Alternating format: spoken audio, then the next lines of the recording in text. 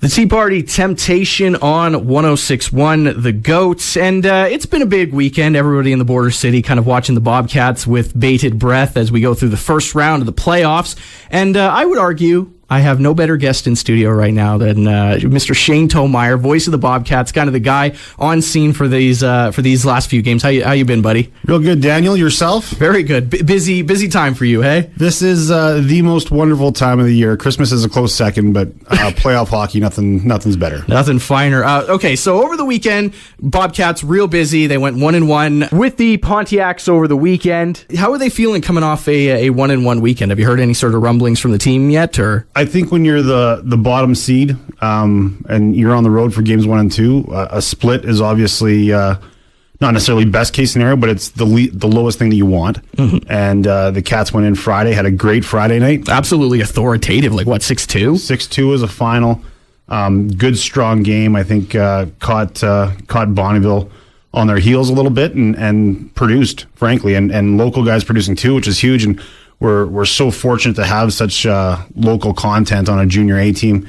Yeah, you look at teams around our league that have nobody from close to home, and a third of our roster is from within an hour and a half of the border city, so it's fantastic. And that's a testament to like Nigel Dubé and the rest of the back office. They've been really prioritizing people from town first to get on the squad. 100%. That's one of our main priorities and has been since Nigel came in November of 2018 was making a more local product, having the best guys available. And you see that with the guys we have on the roster now. You see that with the guys we have committed years coming forward.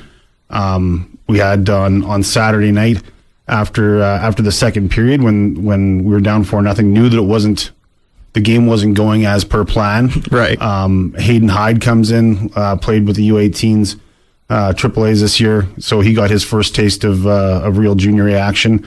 Played great in the third period in Bonnyville and locked things down there. So, I mean, that is a priority for Nigel and the organizations to have as much local content as possible. And speaking of local people, you were on the scene this weekend. You were up on the party bus on Saturday as well too, and you came and you went to Bonnyville with a lot of the fans on the bus as well too, and people traveled to go see the game.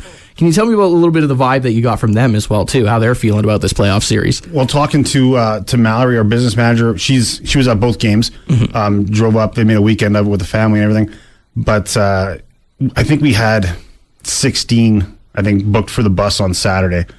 And throughout the game, her phone just kept on beeping, that more and more people wanting to get on the bus for Saturday night's game. And right. I think we ended up with 38 on the bus Saturday night. The bus Friday was 20 or something like that. So that's a packed little party bus. Pretty all right. And then beyond that, the people of Lloyd went crazy. And it was a full barn, more so Friday night than Saturday. But Saturday we had a great border city flavor in the rank. Outside of the people on the bus, there was probably another 20 or so who drove up in their own cars, made their trips, and parents coming from Edmonton, that sort of thing that made the trip as well. So always great to see that. You really got to love that. There's definitely a lot of buzz around the team right now, at least at this moment. Oh, absolutely. I mean, our attendance the last month has been great. All year, actually, we've been very strong. Fantastic community support this year, and in sponsorship and more importantly, maybe in fans. And we've had a great atmosphere all season long, and that atmosphere is going to be huge for games 3 and 4 starting tomorrow night. Perfect. And going back to on the ice for just a little bit, you watched the game on Friday, and then you were actually up in Bonnyville on Saturday. Can you tell me a little bit about how they've looked as a team and sort of what you think the key notes are going to be going into games 3 and 4? A struggle that we've had is it's probably every third game a Bobcats team shows up that we don't recognize. Mm-hmm. And that's what we saw on Saturday night. I don't know if it was a bit of a hangover from the win on Friday, a little too excited, whatever it was, or maybe Bonnyville just adjusted better. But the big thing for the Cats is going to be, and it's such a hockey cliche, but it's going to be staying out of the penalty box, right? And better special teams. Where the 4 of the 6 Bonnyville goals have come while we're shorthanded. Exactly, because Lloyd just plays aggressively. I've especially seen this season. Absolutely, they've got an edge to them for sure. So staying out of the penalty box is going to be key, and then making the most of your own special teams chances when you've got the extra attacker. I think 2 for 13. I think is the numbers on the power play through 2 games. That's got to be better. and then just stay out of the penalty box. Bonnyville is a fast team. They're aggressive. They move the puck well, and you give them extra time and space, and they're going to make the most of it, and we saw that Saturday night. Okay, so keep them in the box and really tune up sort of the power play squad, and then you're probably good to go. 100%. I think that'll be a massive difference come Tuesday night. And home ice advantage needs to be exactly that, and that means a full Civic Center. Absolutely. And I just want to flip that question on its head just for a minute here and say the Pontiacs have been a formidable opponent all season. They've been tough for Lloyd. They've been tough for Lloyd for years.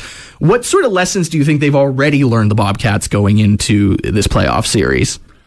I think Bonnyville's a team that you can get under their skin. We saw that Friday when Matthew Severson stood on his head and actually played really, really well on Saturday as well. Full credit to him.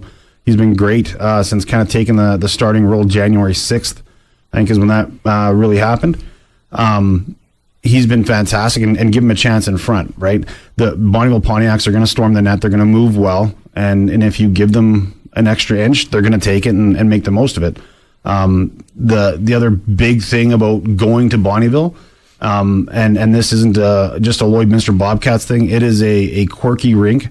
It is difficult to play in. The neutral zone, blue line to blue line, is roughly 4 feet across. Okay, so it's definitely an oddly shaped arena. Well, it's not normal dimensions. Normally, I mean, I exaggerate by saying 4 feet, but their entire neutral zone isn't much bigger than the Civic Center blue line to center, and that's nothing unique to us, but it's certainly a benefit that they have, and you have to adjust your game when you're playing there. It makes it more difficult to transition through the neutral zone. You don't have space to create, and things are just tight. So home ice advantage isn't just a cliche at this point. It is an entirely different rink they're playing in. And they have a good fan base. I think they've struggled this year in terms of attendance, and that has been a problem for a number of teams since COVID hit and everything kind of shifted and everything else. But Bonnyville's numbers have been low. They were great. Games 1 and 2 in the series, I think it was just under 1,100 fans on Friday, and just around just over 700 I saw for the other Saturday, one. Exactly. A good number of those are ours, which is great. But they're loud, they're tenacious, and we silenced them a lot on Friday and didn't get that chance on Saturday. All right, so we want to take it back here at our home barn, and any Bonnyville fans that are coming down here want them real quiet headed into Tuesday and Wednesday. I think silence them early on Tuesday, and I'm not sure if they've got a fan bus. I believe they were working on something. So if they come with a school bus or whatever full of fan van, who knows, fan van, whatever it is, then don't make them feel at home. All right, and get loud. All right, so I'm going to let you get back to it. I know that you and the whole team has sort of a busy couple of days ahead of you, but are we expecting a packed house on Tuesday? And should people get tickets in advance, and where? I would recommend doing it in advance. You can do that at the Bobcat office. Give them a call. Emails on the website, that sort of thing as well. Today is at noon. There's a live auction on our Facebook page for game-worn jerseys. They're the best jerseys in the AJHL, quite frankly. The orange home jerseys that they've wore, I think every other Friday or whatever it is, with the B logo. They're sharp. They're on auction right now on the Facebook page, so why not cloud the rink in orange? Absolutely. I have one of those at home that's been waiting in my closet for a while, and I'm excited to see you in the next couple of games, buddy. Time to knock the dust off it, buddy. All right, knock the dust off it. Here we go. Bobcats back at home tomorrow, Wednesday, ready to take out the Bonnyville Pontiacs. Let's see what happens. This is Deer Rouge. Meet me at the Rio. 106.1 The Go.